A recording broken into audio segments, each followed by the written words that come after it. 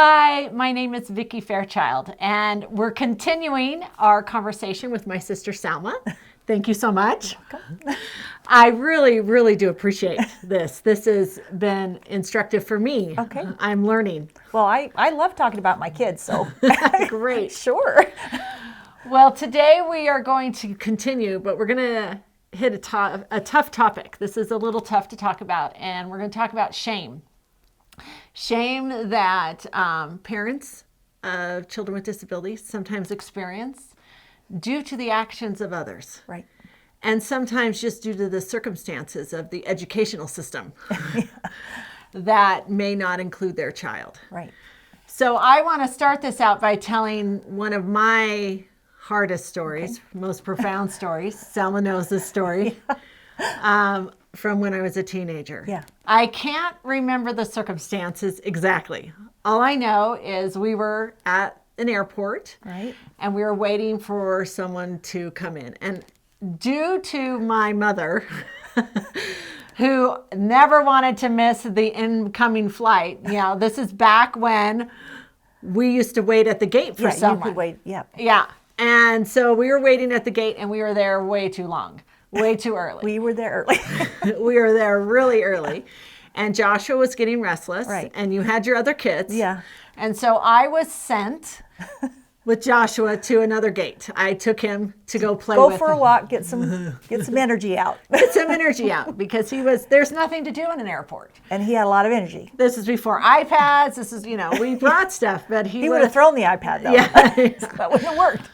So I found this empty gate and started playing with him like I would. And Right. we were probably jumping on and off the seats. I wasn't jumping on and off the seats, but Joshua was, and we were doing peekaboo and we were doing all these, games. And he was happy. He was happy. And I thought there was no one at the gate. Yeah. And then all of a sudden I heard someone at the gate. And she said, "Can't you keep him under control?" And as a teenager, I remember trying to process this statement and just kind of freezing and having her say it again. Wow. And it wasn't kindly. And just getting really emotional and kind of just scooping up Joshua and kind of running away back to the gate, but just feeling so small inside. Yeah, it's hard. She made the woman just made me feel so small, and not knowing that he really was under control compared to other times. He was happy. He wasn't hitting anyone. Yeah. Everything was great. Yeah. I thought I was doing the best I could. Oh yeah. And she made me feel like I wasn't doing a good job. Right. At all. And I think about that experience a lot because parents of children with special needs get comments. We do. And while the world has come a long way, though they still get comments because people don't know. Right.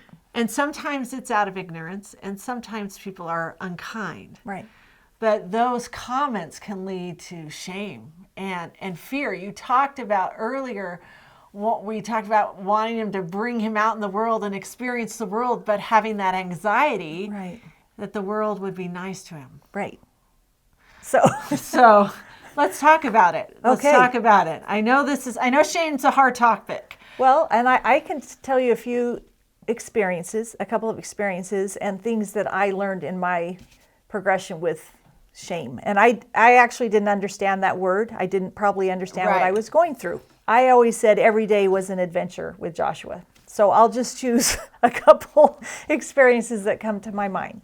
But one was, like Vickie said, I love to bring him out, and I didn't want to stop letting him live just because he was hard to bring places. Right. And so one of his favorite places was the city park. Uh-huh. And we had several city parks. We would go with cousins, and he loved the slide. He loved the swing. Right. He loved to throw things. So there was I pretty much had to be on him, and my other kids just were pretty obedient. They were great. They were great. They learned to grow up quickly. And so this one time, and he was tall, and he was about 12 at this time. As he went up the slide, I could, he loved the slide. I saw a whole bunch of kids up there, and there was just a little walkway up there before the actual slide, and there was about 6 to 8 kids up there. So right away I knew there could be a problem, and I couldn't get up there because now he was too close to other kids. Right. And they were smaller than him. So apparently he, in his starting to get a little nervous and anxious, he did kick another child. Yeah.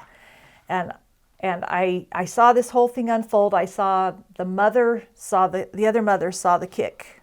And I saw the other mother's anger immediately apparent. Right. And I saw her run to the bottom of the slide. And I pretty much guessed what would happen because her anger was evident.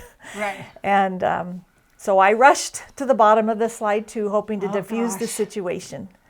And what happened at the bottom of the slide was what I expected. Yeah. And so as soon as he came out the bottom of the slide, she just tore into him, yelling at him. And I know her child was kicked. And so I jumped in, tried to diffuse the situation. And the word I learned to say when in that thing was actually I can't remember the word, I'll think of it. But I just said he doesn't understand. He doesn't understand what you're saying because he has autism. And those weren't my exact words. But I was trying to say something to get her to understand. Yeah. And instead she turned to me and started yelling at me. Oh, gosh. And really attacked by mothering. Yeah. And so at that point, maybe it was one of those hard days, I just started to tear up. I was done explaining. I thought I had explained. And her last comment was the most hurtful. And she said, I think I said, he doesn't understand what he's doing. I'm so sorry. And she said, well, you just give him to me for 2 weeks and I'll whip him into shape.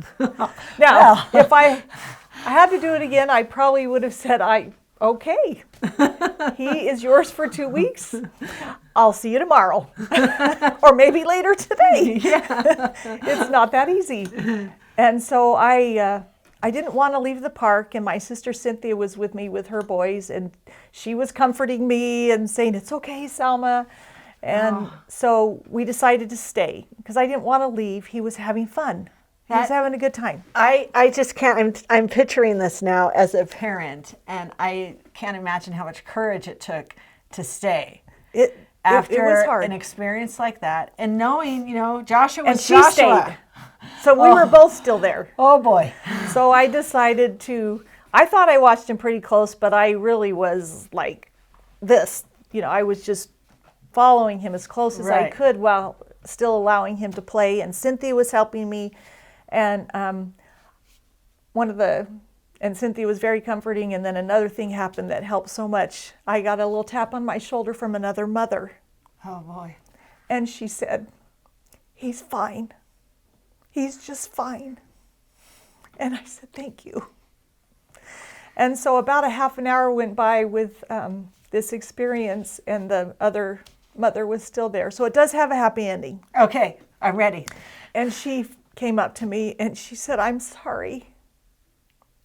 She didn't know. She said, I've been watching you with him, and I've been watching him, and I'm sorry for what I said. And I said, that's okay. I understand. And I think there's such a lesson in that because, whoa, the courage for her to admit that she had a lot of courage because she had really yelled at me. She owed you an apology. But I think what happens is we just don't know. And the playground can be such an interesting place. It is an interesting place. And that was one of those times that I learned that even a little 30-second education of who he was to a stranger helped them, rather than just get mad at them and walk away. Right. If I could just help them understand.